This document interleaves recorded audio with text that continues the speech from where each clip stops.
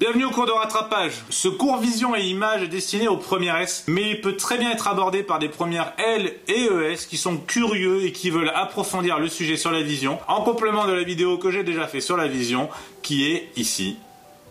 Vision et image. Quand on parle de vision, on peut penser à l'œil. Quand on parle d'image, on peut penser à l'appareil photographique. Eh bien, ces deux appareils, l'œil et l'appareil photo, si t'as pas suivi, ont un fonctionnement quasiment similaire et on peut les modéliser à l'aide de lentilles convergentes. Et donc du coup, il va falloir forcément parler de ces fameuses lentilles convergentes. Une lentille convergente, c'est un milieu transparent qui dévie la lumière. Elle converge la lumière. Une lentille convergente, on va la symboliser par une double flèche, comme ça. Et pour une lentille convergente, on va devoir définir quelques petits trucs qui sont indispensables pour la suite. Et on va créer ce qu'on appelle l'axe optique, qui est un rayon qui passe par le centre de la lentille et est perpendiculaire à celle-ci. On a aussi à fixer donc le centre optique, qui est le centre de la lentille, les foyers image et objet, qui sont à droite pour l'image et à gauche pour l'objet d'une lentille convergente. Et on va noter trois propriétés qui sont très importantes pour la suite. La première, c'est que tout rayon qui passe par le centre optique haut n'est jamais dévié. La deuxième, c'est que tout rayon qui arrive parallèle à l'axe optique ressort par le foyer image. Et enfin, la dernière, c'est que tout rayon qui passe par le foyer objet de la lentille ressort parallèle à l'axe optique. C'est un peu le symétrique du 2. Faut bien les noter, on va s'en servir juste après. La distance OF', c'est ce qu'on appelle la distance focale. On la note aussi petit f', et elle est exprimée en mètres. À ça est liée une autre grandeur qu'on appelle la vergence, qui est notée V. L'unité, c'est le dioptrie, ou le mètre moins 1. Et c'est elle qui va nous dire si la lentille est plus ou moins convergente. Construction graphique d'une image. Tout objet qui est perpendiculaire à l'axe optique donnera une image qui est elle aussi perpendiculaire à l'axe optique. On va donc schématiser notre objet par une flèche perpendiculaire à l'axe optique, orientée pour nous permettre de savoir si l'image elle sera renversée. À partir de là, on va refixer le décor avec la lentille au centre, l'axe optique, les foyers image et objets et le centre optique. On rajoute en plus notre objet, donc ici qu'on va appeler AB, qu'on va orienter vers le haut. Eh bien, pour retrouver son image, c'est très simple, il suffit de tracer les trois fameux rayons. Je trace le premier qui passe par B et qui passe par O, qui donc du coup n'est pas dévié. Je trace un deuxième rayon qui passe par B, qui est parallèle à l'axe optique et qui lui va ressortir par F'. Et enfin, un dernier rayon qui passe par F et B et qui ressort donc parallèle à l'axe optique. À l'intersection des trois rayons, on va avoir donc B' qui est l'image de B. Et juste au-dessus, sur l'axe optique, comme l'orthogonalité est respectée, on va retrouver A'. Et si on vous demande de déterminer graphiquement où va se trouver l'image de l'objet par rapport à la lentille, eh bien c'est exactement ce qu'il faut faire en utilisant les données qui vous seront données. C'est redondant.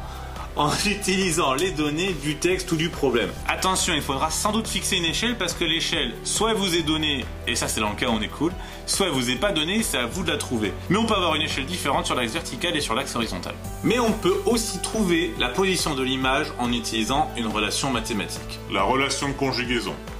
Alors d'abord, va falloir fixer 2-3 petits trucs pour utiliser cette formule. La première chose, c'est que notre axe optique, on va l'orienter. On va du coup décider que son orientation suit le sens de propagation naturel, pour les Européens, de la lumière, c'est-à-dire de gauche à droite. On va aussi orienter verticalement, bon, on va faire la même chose de bas en haut. Maintenant qu'on a orienté nos axes, eh bien nos grandeurs vont devenir des grandeurs algébriques. La grandeur OF', on va la noter OF' avec une barre au-dessus, eh bien elle sera positive puisqu'elle est dans le même sens que la propagation de la lumière. De l'autre côté, OF sera négatif. En gros, c'est comme un repère orthonormé. Et c'est là qu'arrive la relation de conjugaison. 1 sur OA' en valeur algébrique moins 1 sur OA en valeur algébrique est égal à 1 sur F'.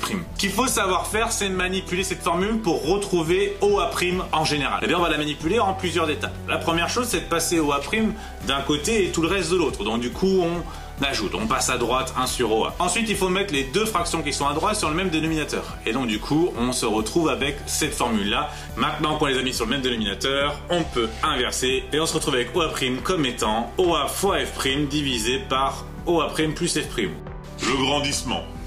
Alors le grandissement c'est utile mais pas plus que ça, c'est une relation supplémentaire qui va vous permettre de retrouver des grandeurs si vous connaissez d'autres grandeurs. Donc sa formule elle est très simple, gamma est égal à OA' sur OA est égal à A'B' sur AB. Si gamma est compris entre moins 1 et 1, l'image est réduite, sinon l'image est agrandie. Et si gamma est positif, l'image est dans le même sens que l'objet, si gamma est négatif, l'image est dans le sens inverse de l'objet. On peut aussi se servir de cette formule Si on connaît d'autres inconnus, si on vous donne le grandissement et par exemple AB, eh bien on pourra en déduire quelle sera la taille d'A', B'. Et ce qu'il faut savoir faire, c'est ça, tout simplement. L'œil et l'appareil photo.